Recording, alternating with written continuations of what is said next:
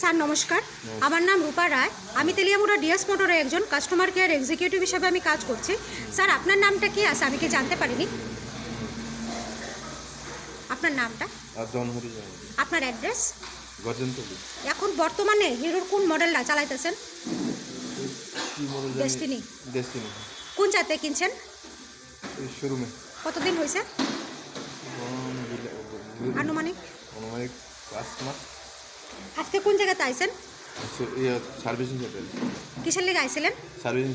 যখন আজকে আপনার স্কুটারটা নিয়ে আমাদের এখানে আইছেন, আমাদের এখান থেকে টেকনিশিয়ান, সুপারভাইজার আপনার ওয়েলকাম জানাইছেনি।